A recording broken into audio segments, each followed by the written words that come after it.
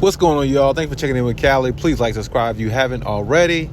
I'm on the road, y'all. Definitely doing a lot of moving, doing a lot of traveling. Going to be going to some away games and stuff soon from the Clippers. But I'm going to say this. This is the time now for the Clippers to really show who they are. Their schedule coming up is going to be pretty tough. It's going to be pretty rough. And start off with the Bucks going into tomorrow.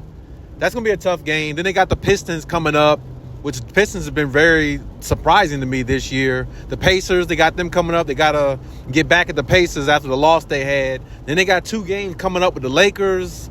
It's going to – and then they got one coming back up with the Phoenix Suns. So this stretch right here for the Clippers is going to be very telling for them and what they're made of defensively and what they're built like and what their goal is going into finishing out the rest of the season going into the playoffs. And they got to really make a strong push because, you don't want to lose 3-4 games in a row and then find yourself kind of like trailing or mentally trailing like, okay, now we got to try to find a way to stay out of the play-in tournament. Because when you're playing like the game they play next week or week after against the Phoenix Suns, that's going to be a tough game because Phoenix is like currently in the 10th or 11th spot right now, and they're going to be playing very hard. Teams are going to be playing very hard at the All-Star break anyway. So with that notion, with that being said, with that being noticed, or with that being on notice, the Clippers are going to have to play their very best. And I definitely want to see them play their very best and really show the world, the NBA world,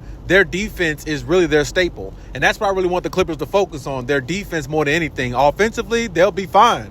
They got Kawhi, they got Norman Powell, they got James Harden. They got some good pieces. They got a Ben Simmons on the bench that can come off the bench and give them damn near triple-double every night if he's healthy. And this team is healthy. They're definitely a team to be reckoned with, as I said in my last video. And listening to James Harden, speak about, wanting to win, having more winning thoughts, winning intangibles, playing that way, playing with more of a winning mentality, I should say. I'm not going to say it's all due to Kawhi Leonard, but maybe it has a lot to do with Kawhi, the environment, Ty Lue. And I just hope that, everybody stays healthy in this team so we can really see what they can do. But this stretch of basketball they got coming up is going to be tough. It's not going to be easy. It's definitely going to, test them out a little bit. I think they got back-to-back games, in a couple weeks against the Lakers. That's always a good challenge for them, especially now the Lakers got Luka. They're definitely going to try to say the Lakers are the better team, especially if the Lakers wins both of those games. I think the Clippers could win both of those games and still won't get the credit they deserve. But if the Lakers win both of those games, everybody's going to say the Lakers are going to win the championship. You know what I mean? So those are 2 important games right there. The Bucks playing tomorrow, the Phoenix Suns. Well, pretty much all the games are important. Like I said, playing the Pistons, they're a tough young team. Playing Indiana, you definitely want to avenge that loss because, you had that game wrapped up, but somehow it just didn't turn out in your favor, which is kind of highly not believable. It wasn't believable in my mind at the time, but the Clippers were going through their little skid, 4 or 5 game losing streak, and they really wasn't playing their best basketball. So hopefully they bring their best going into that game, playing them once again. So, I definitely want to see a lot coming from the Clippers in regards to how their defense is going to be ran, because I really think that if they defensively go out there with the mindset of locking down, I don't really think they have to worry about their offense. I really don't, because, they have guys that can switch, as we talked about defensively. You got Ben Simmons who can switch, play 1 through 5, defend. So can Kawhi defend 1 through 5 still. You got, Derek Jones playing at the elite level defensively that we know he can. Chris Dunn has been very, very good defensively. He was good defensively before he came to the Clippers, but the way he's playing and gelling with this team and the vibe he has coming into this team has been very, very, very surprising for me. But I love it.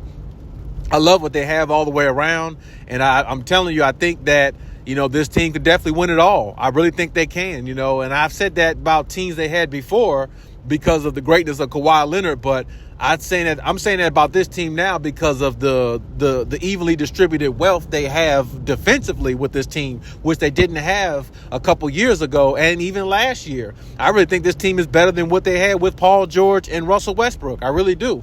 I think this team is way more built to endure a lot within a game and, go through the ups and downs of a game and find their way back in and put the nail in the coffin to a lot of teams, because they got the offense, but they got the defense that can always keep them around in games, keep them engaged, keep them locked in, and keep them close. You know, a team could be about 20 points on this Clippers team, and I feel like a 20-point lead would not even make the Clippers budge. I think they would evaporate that lead in maybe one quarter, as good as their defense is, as long as they hang their hat on defense. And I think Ty Lue will definitely implement that to them. I definitely think that that's basically the message he's trying to implement to them pretty much every day now, hopefully. And if he does, if he can get these guys to buy in the way he has so far and get these guys kind of understand what their role is and what they need to do and how they need to attack teams only on the defensive end and allow their offense just to come, well, as I said before, I think the Clippers are definitely the most dangerous team if they go into every game with that approach.